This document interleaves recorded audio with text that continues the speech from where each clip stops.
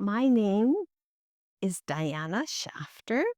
The purpose of this interview, as far as I know, is to talk about a book that I've written called Armando and the Amazing Animal Race. A lot of the book is somewhat based on experiences I've had having lived in altogether now 10 different countries. Did you spend your life writing? No, I became a writer it was a long journey to become a writer. I must say I've always had stories within me.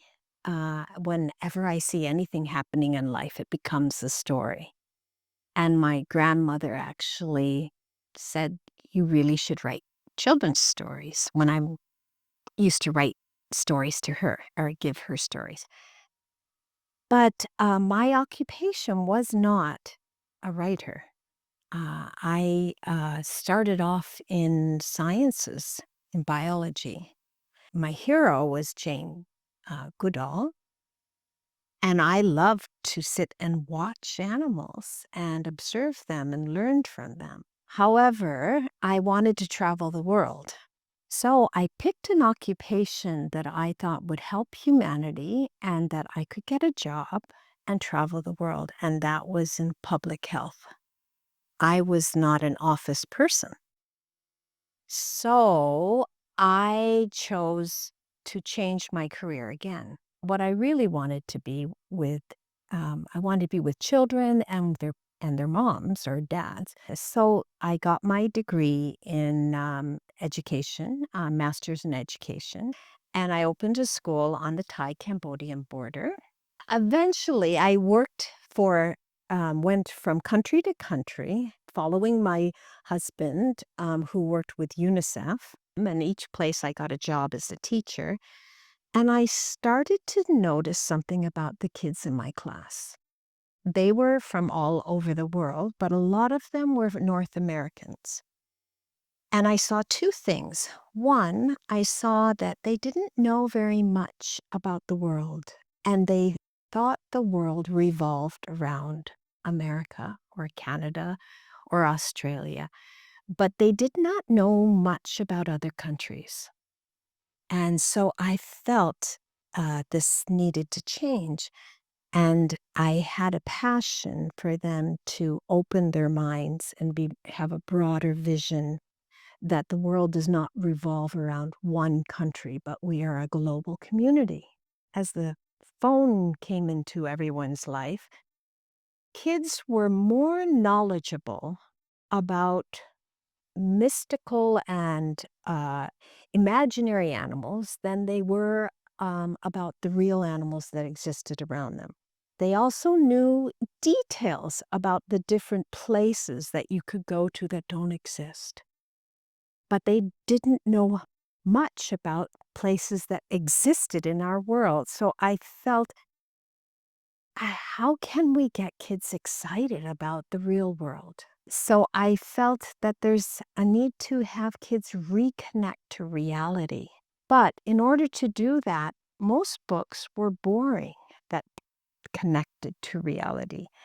And they're very didactic, and kids know what the writer's trying to tell them. So I felt, could there be a book that's actually a fast-paced, exciting adventure that also shares things? And perhaps the character, now Armando, experiences these different countries, but he's never been there. And so he makes mistakes. He doesn't know what he's looking at. He has assumptions. So you learn through Armando, but it's not being so pushed on. The reader is allowed to come to their own assumptions. That's how I became a writer, was to share this story. If you look at me, I have a lot of ideas. Oh, Fortunately, I don't follow up on all these ideas. So I would like to know what was the initial switch to do it? I am like you. I have many ideas, but often there's so many, I don't grab hold of one and really take it to its very end. So, a rather tragic incident happened in my life that actually almost came to me to write this book. Now, my mother, who uh, was a world traveler because she had been an airline hostess, she wanted her kids and her grandkids to know about the world, not just America. And she also wanted them to know about the animals and the environment. So she raised us like that. So she had flown to California to visit my brother on Thanksgiving and to take her grandkids, 3 grandkids, one of whom is named Armando. She took Armando and his sisters to the Pacific Grove Monarch Butterfly Sanctuary. On that day, there happened to be a heavy windstorm, and there had been a tree that had been marked to be cut down, but it hadn't been. And that tree fell, but it fell on my mother, and instantly my mother died. Before she died, she pushed the grandkids away, so they were not killed by the tree. In the story, you will see one of the characters is a grandmother named Granny D. And the other character that goes on the race with the grandmother is Armando. Now, it's not the same. I wouldn't say Granny D in the story is my mother. There are differences. And I wouldn't say Armando is my nephew. But there was inspiration there. When this event happened, I was in India, got a phone call, and then I, of course, had to come back. And it took me, many years to get through the grief of such incident. But I had hoped to have a long life with my mother. So one project I did in my mother's name was called the Butterfly Project. And it was to help rebuild schools. And so there is, in one of those schools, there is a bench that has my mother's name on it with butterflies. So that was one, but that didn't really satisfy me. And we came back to Canada and on a road trip up to Tofino on Vancouver Island. The whole story, I was sitting in the back seat and I was looking out and I was really thinking of my mom. And suddenly the whole premise of this story came to me. I actually think I still kept the paper I wrote down the notes, quickly. I dedicate the book to 2 people. One is my mother because of her inspiration, and then my husband. He helps me to focus and to get it done. Now, some people write books within a year, but it has evolved. The book very much has evolved. I've had a lot of connections with conservationists, with sensitivity readers from different countries, from different religions, from kids from the ages 9 to 15, 20. 2 kids read the book and gave their feedback. Every person gave me an idea. I had to learn not to take everyone's idea, and I had to learn to stick with my own intuition, which is hard. Sometimes you feel, I don't, you have the imposter syndrome and you think, I don't know how to write, so I'll listen to this person and then next week I'll listen to this person. I'll change it to be that and this and flip, flip, flip, But you do get to a point where you know the story you need to tell and you stick with that. And if something comes that adds to that and fits with that, you take it. Through nature, we can understand something beyond ourselves. Oftentimes, we always pass by nature as if it's just the backdrop of a movie. But I believe that it's here for a purpose. And we should learn and also take responsibility. We are stewards of our earth. And by playing that role of being a steward of that earth and taking care of some other creation of an existence that we're living in, that develops us. We learn how to take responsibility, compassion, be patient, show love. So many attributes we get from having to take care of something, not just selfishly want things for ourselves, want to use our world for only ourselves selfishly, but rather if we see our planet and our animals and the world as something that equally needs to be taken care of as ourselves. We are in balance with one another. Anything that goes out of balance, any animal that becomes extinct, the impact is felt everywhere. It is not isolated.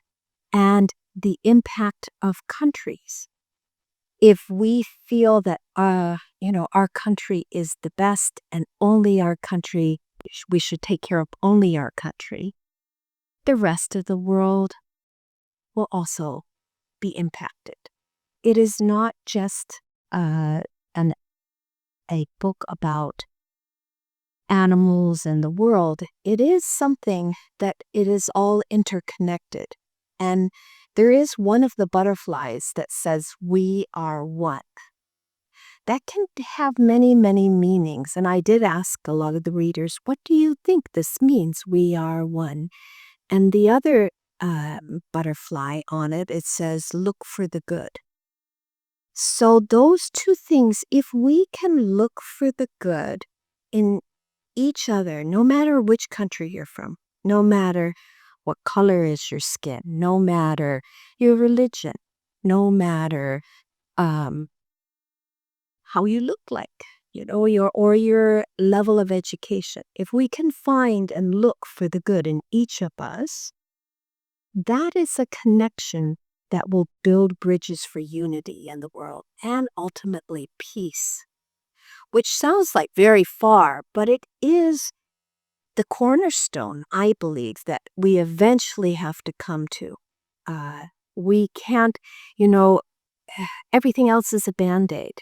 Ultimately, we have to come to realize we're sharing this planet. This is not just America's planet. It's not just a planet that is divided. It's actually from, like the blue dot. If you go to outer space, we see the reality. We are one. We're one planet, and we have to start acting like that. So I feel that this has a message that we have to find and be patient enough to get to know each other, no matter what country we come from, no matter any aspect of ourselves that make us different. We need to look to what brings us together. And if we do that, we can connect as a globe, as a planet. And the animals will benefit. We will benefit. The entire earth will benefit. And I hear a lot of grandparents worried about the world that is getting passed on for the next generation. And I do worry about that. And that's partly why I would like my grandchildren to still have a chance to see a polar bear or a Grevy's zebra or, a pied tamarin monkey.